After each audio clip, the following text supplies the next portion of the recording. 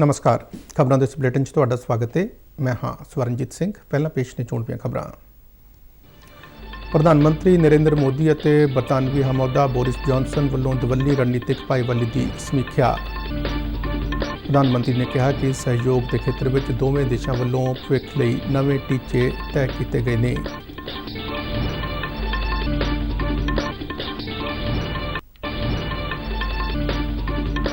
रक्षा मंत्री राजनाथ सिंह ने स्टार्टअप्स को भविष्य के खतरों नाल नजिठण लई नवीं तकनीकां विकसित करने का सੱਦਾ दिता।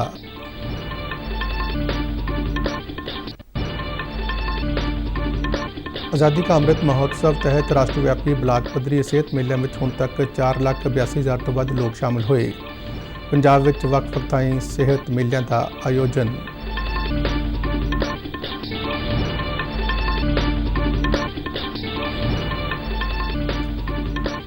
BSF के 506 जवान खड़का सिखलाई केंद्र विखे सख्त सिखलाई मगरों होए पास आउट। ते हुण खबरां विस्तार नाल। प्रधानमंत्री नरेंद्र मोदी और उन्होंने बरतानवी हमौदा बोरिस जॉनसन ने कल नवी दिल्ली में दवल्ली व्यापक रणनीतिक भाईवाली की समीक्षा की।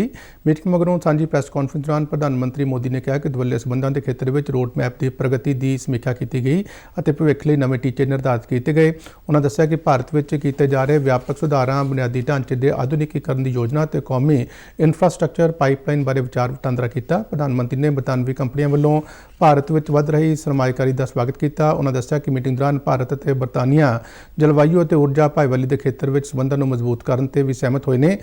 प्रधानमंत्री नरेंद्र मोदी ने बरतानिया को भारत के कौमी हाइड्रोजन मिशन नाल जुड़न का सੱਦਾ दिता। हमने ग्लासगो में आयोजित COP26 में लिए गए संकल्पों को पूर्ण करने के लिए अपनी प्रतिबद्धता जताई। आज हमने अपने क्लाइमेट और एनर्जी पार्टनरशिप को और अधिक गहन करने का निर्णय लिया।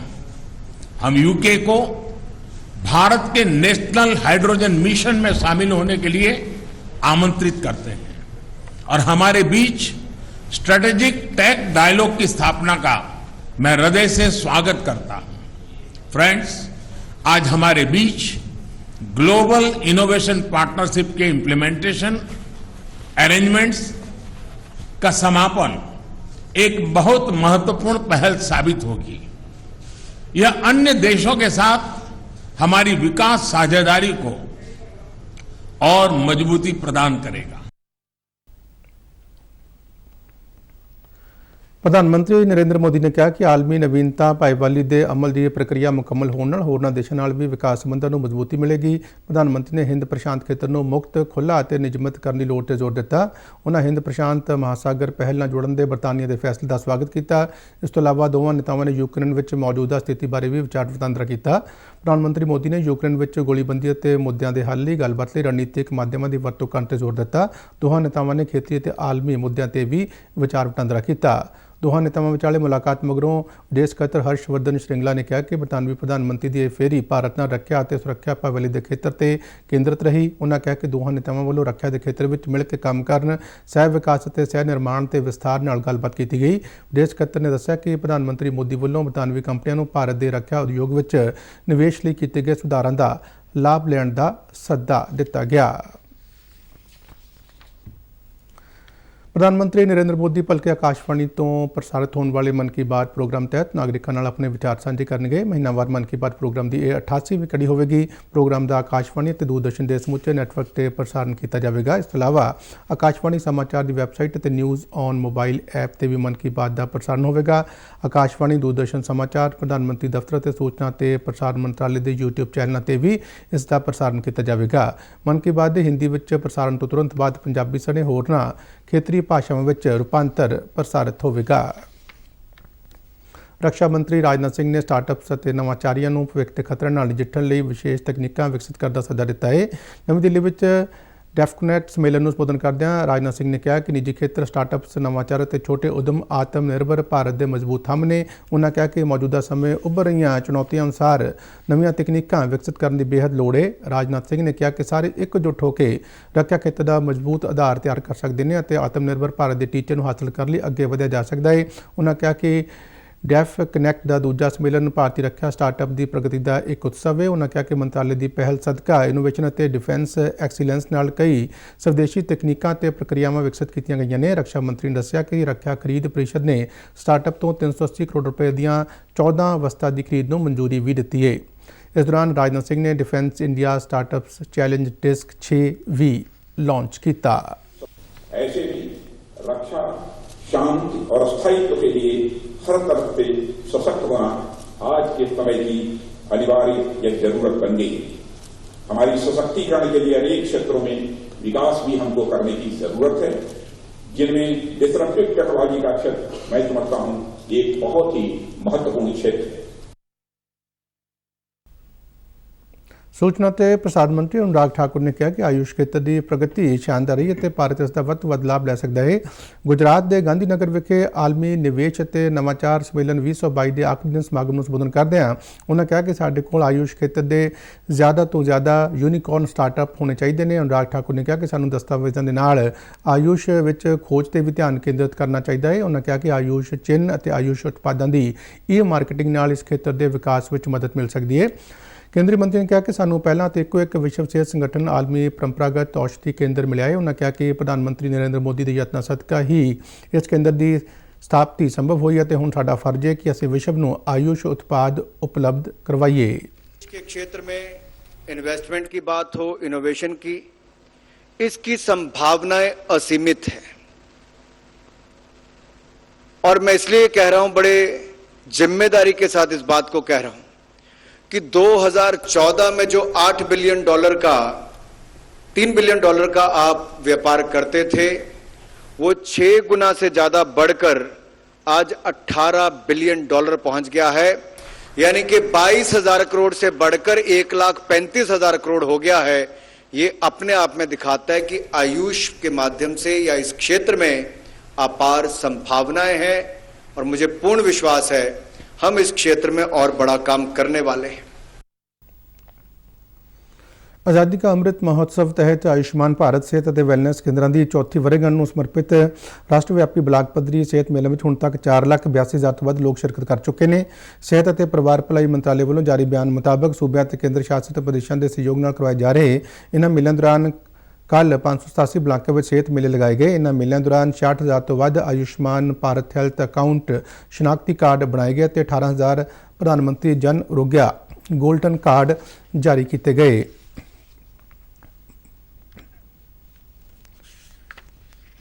ਆਯੁਸ਼ਮਾਨ ਭਾਰਤ ਯੋਜਨਾ ਤਹਿਤ ਆਜ਼ਾਦੀ ਕਾ ਅੰਮ੍ਰਿਤ ਮਹੋਤਸਵ ਦੀ ਲੜੀ ਵਿੱਚ ਪੰਜਾਬ ਵਿੱਚ ਵੱਖ-ਵੱਖ ਥਾਈਂ 5ਵੇਂ ਦਿਨ ਵੀ ਬਲਾਕ ਪੱਧਰ ਤੇ ਸਿਹਤ ਮੇਲਿਆਂ ਦਾ ਆਯੋਜਨ ਕੀਤਾ ਗਿਆ। ਬਠਿੰਡਾ ਜ਼ਿਲ੍ਹੇ ਦੇ ਗੋਨਿਆਣਾ ਮੰਡੀ ਸਥਿਤ ਸਿਵਲ ਹਸਪਤਾਲ ਵਿੱਚ ਇੱਕ ਬਲਾਕ ਪੱਧਰੀ ਸਿਹਤ ਮੇਲੇ ਦਾ ਆਯੋਜਨ ਕੀਤਾ ਗਿਆ।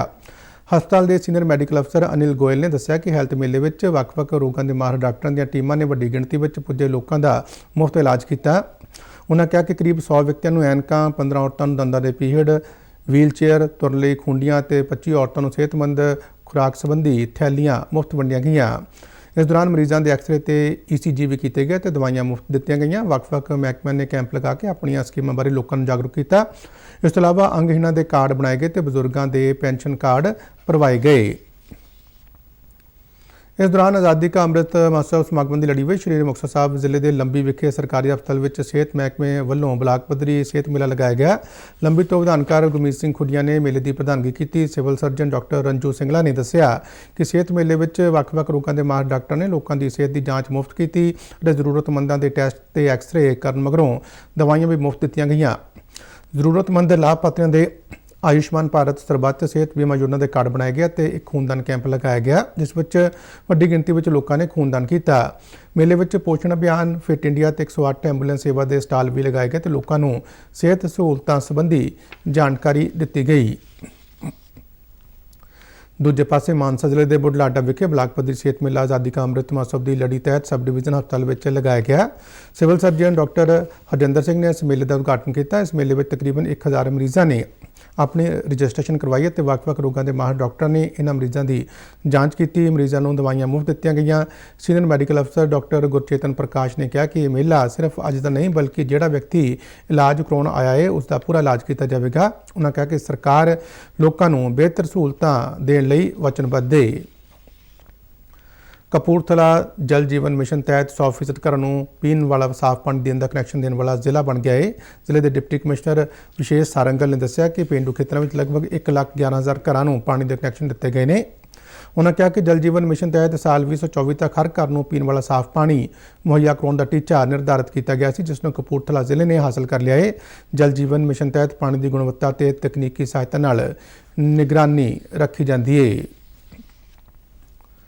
ਅੰਬੇਡਕਰਾਈਟ ਲੀਗਲ ਫੋਰਮ ਵੱਲੋਂ Bharat Ratna doctor B R Ambedkar ਦੇ ਜਨਮ ਦਿਹਾੜੇ ਸੰਬੰਧੀ ਜਲੰਧਰ ਵਿੱਚ ਇੱਕ ਇੰਟੈਲੈਕਚੁਅਲ ਮੀਟ ਦਾ ਆਯੋਜਨ ਕੀਤਾ ਗਿਆ। ਇਸ ਮੌਕੇ ਪੰਜਾਬ ਦੇ ਮੁੱਖ ਚੋਣ ਅਧਿਕਾਰੀ ਡਾਕਟਰ ਐਸ ਕਰਨਾ ਰਾਜੂ ਨੇ ਲੋਕਾਂ ਖਾਸ ਤੌਰ ਤੇ ਨੌਜਵਾਨਾਂ ਨੂੰ ਡਾਕਟਰ ਅੰਬੇਡਕਰ ਦੀ ਸੋਚ ਨਾਲ ਜੁੜ ਕੇ ਆਦਰਸ਼ ਸਮਾਜ ਦੀ ਸਿਰਜਣਾ ਵਿੱਚ ਯੋਗਦਾਨ ਪਾਉਣ ਦਾ ਸੱਦਾ ਦਿੱਤਾ।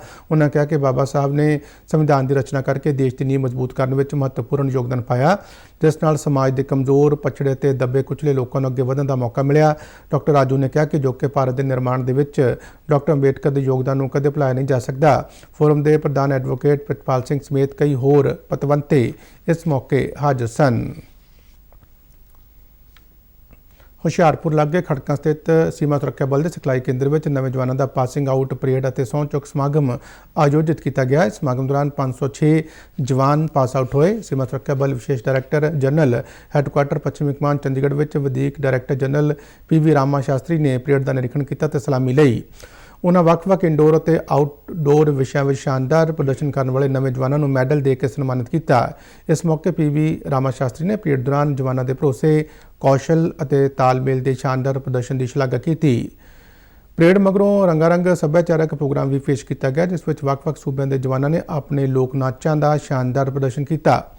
ਦੇਸ਼ ਭਗਤੀ ਦੇ ਗੀਤਾਂ ਤੇ ਸਮੂਹਿਕ ਡਾਂਸ ਨੇ ਮੌਜੂਦ ਲੋਕਾਂ ਦਾ ਦਿਲ ਜਿੱਤ ਲਿਆ। ਸਮਾਗਮ ਵਿੱਚ ਬਲ ਦੇ ਇੰਸਪੈਕਟਰ ਜਨਰਲ ਆਸਿਫ ਜਲਾਲ ਅਤੇ ਸਿਖਲਾਈ ਕਮਾਂਡੈਂਟ SS ਮੰਡ ਸਮੇਤ ਹੋਰ ਅਧਿਕਾਰੀ ਮੌਜੂਦ ਸਨ। ਧਰਤੀ ਦਿਵਸ ਮੌਕੇ ਇਹ ਦਿਨ ਲੋਕਾਂ ਨੂੰ ਵਾਤਾਵਰਣ ਬਚਾਉਣ ਤੇ ਜ਼ਮੀਨ ਤੇ ਹਰਿਆਲੀ ਵਧਾਉਣ ਬਾਰੇ ਜਾਗਰੂਕ ਕਰਨ ਦੇ ਮੰਤਰ ਨਾਲ ਮਨਾਇਆ ਜਾਂਦਾ ਹੈ। ਇਸ ਮੌਕੇ ਪੰਜਾਬ ਦੇ ਵੱਖ-ਵੱਖ ਸ਼ਹਿਰਾਂ ਵਿੱਚ ਕਈ ਜਾਗਰੂਕਤਾ ਪ੍ਰੋਗਰਾਮ ਕਰਵਾਏ ਗਏ। ਵਾਤਾਵਰਣ ਪ੍ਰੇਮੀ ਪਦਮ ਸ਼੍ਰੀ ਸੰਤ ਬਾਬਾ ਬਲਵੀਰ ਸਿੰਘ ਸੀਚੇਵਾਲ ਹਰ ਮਨੁੱਖ ਨੂੰ ਵਾਤਾਵਰਣ ਦੀ ਰੱਖਿਆ ਕਰਨ ਵਿੱਚ ਜੁਟਣ ਦੀ ਸਲਾਹ ਦਿੰਦੇ ਨੇ। ਇੱਕ ਰਿਪੋਰਟ। ਪਦਮ ਸ਼੍ਰੀ ਸੰਤ ਬਾਬਾ ਬਲਵੀਰ ਸਿੰਘ ਸੀਚੇਵਾਲ ਮੁਤਾਬਕ ਅੱਜ ਹਵਾ, ਪਾਣੀ ਤੇ ਧਰਤੀ ਤਿੰਨਾਂ ਤੇ ਬਣਿਆ ਸੰਕਟ ਵੱਡੀ ਚਿੰਤਾ ਦਾ ਵਿਸ਼ਾ ਹੈ। ਅੱਜ ਵਿਸ਼ਵ ਜਿਹੜਾ ਹੈ ਉਹਦੇ ਵਿੱਚ ਵਾਤਾਵਰਣ ਦਾ ਜਿਹੜਾ ਹੈ ਹਵਾ, ਪਾਣੀ ਤੇ ਧਰਤੀ, ਇਹ ਤਿੰਨਾਂ ਦੇ ਉੱਤੇ ਸੰਕਟ ਆ। ਵਾਤਾਵਰਣ ਪੋਲਿਊਟ ਹੋ ਰਿਹਾ, ਸਾਡਾ ਟੈਂਪਰੇਚਰ ਵਧ ਰਿਹਾ ਤੇ ਜਿਹੜੀ ਪਾਣੀ ਆ ਉਹ ਪ੍ਰਦੂਸ਼ਿਤ ਹੋ ਰਿਹਾ ਤੇ ਜਿਹੜੇ ਪਾਣੀ ਮੁੱਕ ਵੀ ਰਹੇ ਆ, ਪਾਣੀ ਸੁੱਕ ਵੀ ਰਹੇ ਆ। ਸੋ ਅੱਜ ਇਹ ਬਹੁਤ ਵੱਡੀ ਚਿੰਤਾ ਦਾ ਵਿਸ਼ਾ। ਪੰਜਾਬ ਦੇ ਵਿੱਚ ਤੀਸਰੀ ਲੇਅਰ ਦਾ ਪਾਣੀ ਅਸੀਂ ਪੀ ਰਹੇ ਹਾਂ ਤੇ ਸਾਡੀ ਜਿਹੜੀ ਸਦੀਆਂ ਤੋਂ ਜਿਹੜੀ ਸਾਡੀ ਸਟੋਰੇਜ ਸੀ ਜਾਂ ਕਹਿ ਲਓ ਕਿ ਫਿਕਸ ਸਾਡਾ ਡਿਪੋਜ਼ਿਟ ਸੀ, ਉਹ ਅਸੀਂ ਜਿਹੜਾ ਹੈਗਾ ਖਤਮ ਕਰ ਰਹੇ ਹਾਂ ਤੇ 17 ਸਾਲ ਤੋਂ ਮਗਰੋਂ ਅਸੀਂ ਪਾਣੀ ਕਿੱਥੋਂ ਪੀਣਾ, ਖੇਤੀ ਕਾਹਨਾ ਕਰਨੀ ਹੈ। ਸਾਡਾ ਇਹ ਜਿਹੜਾ 33% ਜੰਗਲ ਚਾਹੀਦਾ ਉਹ 5% ਦੇ ਕਰੀਬ ਆ, ਉਹ ਅਸੀਂ ਕਿੱਦਾਂ ਵਧਾਉਣਾ। ਇਹ ਸਾਰੀ ਕਿਉਂਕਿ ਜੰਗਲ ਜਿਹੜਾ ਹੈ ਦਰਖਤ ਆ, ਇਹ ਦੇਵਤੇ ਆ ਸਾਖਸ਼ਾਤ, ਇਹ ਸ਼ਿੰਗਾਰ ਆ ਧਰਤੀ ਮਾਂ ਦਾ। ਧਰਤੀ ਨੂੰ ਆਪਣੀ ਮਾਂ ਮੁਤਾਬਕ ਹੀ ਸਨਮਾਨ ਦੇਣਾ ਚਾਹੀਦਾ ਹੈ, ਇਹ ਮੰਨਣਾ ਹੈ ਪਦਮ ਸ਼੍ਰੀ ਸੰਤ ਬਾਬਾ ਸੀਚੇਵਾਲ ਦਾ। ਮਹਿਸੂਸ ਕਰੀਏ ਵੀ ਧਰਤੀ ਸਾਡੀ ਮਾਂ ਹੈ ਤੇ ਜੋ ਬਿਹੇਵ ਇੱਕ ਸਾਊ ਪੁੱਤ ਦਾ ਆਪਣੀ ਮਾਂ ਦੇ ਨਾਲ ਉਹ ਕਰਨਾ ਚਾਹੀਦਾ, ਉਹ ਬਿਹੇਵ ਮਨੁੱਖ ਨੂੰ ਉਸ ਧਰਤੀ ਮਾਂ ਨਾਲ ਕਰਨਾ ਚਾਹੀਦਾ। ਤੇ ਪਾਣੀ ਨੂੰ ਪਿਤਾ ਕਿਹਾ ਤੇ ਹਵਾ ਨੂੰ ਗੁਰੂ ਕਿਹਾ ਪਾਤਸ਼ਾਹ ਨੇ। ਤੇ ਇਹ ਅਦਬ ਸਤਿਕਾਰ ਸਨਮਾਨ ਅਸੀਂ এনवायरमेंट ਨੂੰ ਦਈਏ ਤੇ ਖੇਲੇ ਸਗਲ ਜਗਤ ਸਾਰਾ ਸੰਸਾਰ ਸੁਖੀ ਬਚ ਸਕਦਾ। ਮੌਜੂਦਾ ਸਮੇਂ ਵਿੱਚ ਸ੍ਰੀ ਗੁਰੂ ਨਾਨਕ ਦੇਵ ਜੀ ਵੱਲੋਂ ਵਿਖਾਏ ਰਾਹ ਤੇ ਚੱਲਣ ਦੀ ਸਲਾਹ ਉਹ ਸਾਰਿਆਂ ਨੂੰ ਦਿੰਦੇ ਨੇ। ਜੇ ਇਹ ਸੰਕਟ ਦੇ ਵਿੱਚੋਂ ਅਸੀਂ ਨਿਕਲਣਾ ਤੇ ਉਹ ਗੁਰੂ ਨਾਨਕ ਪਾਤਸ਼ਾਹ ਦੇ ਵਚਨ ਜਿਹੜੇ ਹੈਗੇ ਆ ਕਿ ਜੋ ਹਵਾ, ਪਾਣੀ, ਧਰਤੀ ਆ, ਇਹ ਅਸਲ ਜਿਹੜੇ ਹੈਗੇ ਆ ਸਾਡੇ ਸਤਿਕਾਰਤ ਆ। ਜੇ ਸਾਫ ਸੁਥਰੇ ਰਹਿਣਗੇ ਅਸੀਂ ਵੀ ਤੰਦਰੁਸਤ ਰਵਾਂਗੇ, ਸਾਡੇ ਜਿਹੜੇ ਬੱਚੇ ਵੀ, ਸਾਡਾ ਭਵਿੱਖ ਵੀ ਸੁਰੱਖਿਅਤ ਰਹੂਗਾ। ਆਓ ਸਾਰੇ ਰਲ ਕੇ ਅਸੀਂ ਵੱਧ ਤੋਂ ਵੱਧ ਬੂਟੇ ਲਾਈਏ, ਹਵਾ, ਪਾਣੀ ਤੇ ਧਰਤੀ ਨੂੰ ਜਿਸ ਤਰ੍ਹਾਂ ਬਚਾ ਸਕਦੇ ਆ, ਅੱਗਾਂ ਨਾ ਲਾਈਏ। ਜਿਸ ਤਰ੍ਹਾਂ ਹੁਣ ਕਣਕ ਦਾ ਸੀਜ਼ਨ ਆ, ਫਿਰ ਅਸੀਂ ਝੋਨੇ ਨੂੰ ਇਹੋ ਜਿਹੀ ਬਿਜਾਈ ਕਰੀਏ ਜਿਹਦੇ ਨਾਲ ਸਾਡਾ ਪਾਣੀ ਵੀ ਬਚੇ ਤੇ ਧਰਤੀ ਦੀ ਉਪਜਾਊ ਸ਼ਕਤੀ ਦੇ ਉੱਤੇ ਜ਼ਹਿਰਾਂ ਨਾ ਛਿੜਕੀਏ। ਅਸੀਂ ਕੁਦਰਤੀ ਖੇਤੀ ਕਰੀਏ। ਗੁਰੂ ਨਾਨਕ ਪਾਤਸ਼ਾਹ ਨੇ ਜੋ ਸਾਨੂੰ ਰਾਹ ਦੇ ਉੱਤੇ ਤੋਰਿਆ ਉਸ ਰਾਹ ਤੇ ਚੱਲੀਏ। ਯਕੀਨਨ ਅੱਜ ਸਮੇਂ ਦੀ ਮੰਗ ਇਹੀ ਹੈ ਕਿ ਸਮਾਜ ਦੇ ਹਰ ਵਿਅਕਤੀ ਦਾ ਹੱਥ ਆਪਣੀ ਧਰਤੀ ਮਾਂ ਨੂੰ ਬਚਾਉਣ ਵੱਲ ਵਧੇ ਤਾਂ ਜੋ ਸਾਡੀ ਪੁਰਾਣੀ ਕੁਦਰਤੀ ਵਿਰਾਸਤ ਵੀ ਸੰਭਲੀ ਰਹੇ ਤੇ ਭਵਿੱਖ ਲਈ ਵੀ ਹਰਿਆਵਲ ਪੈਦਾ ਹੋਵੇ। ਸ਼ਿਸ਼ੂ ਸ਼ਰਮਾ ਸ਼ਾਂਤਲ, ਦੂਰਦਰਸ਼ਨ ਸਮਾਚਾਰ, ਜਲੰਧਰ। ਇਸ ਦੇ ਨਾਲ ਹੀ ਖਬਰਾਂ ਦਾ ਇਹ ਬੁਲੇਟਿਨ ਖਤਮ ਹੋਇਆ। ਮੈਂ ਮਾਸਕ ਲਗਾ ਕੇ ਸਟੂਡੀਓ ਤੋਂ ਬਾਹਰ ਜਾ ਰਿਹਾ। ਬਾਹਰ ਜਾਣ ਵੇਲੇ ਤੁਸੀਂ ਵੀ ਮਾਸਕ ਲਗਾ ਕੇ ਜਾਓ। ਇਜਾਜ਼ਤ ਦਿਓ। ਨਮਸਕਾਰ।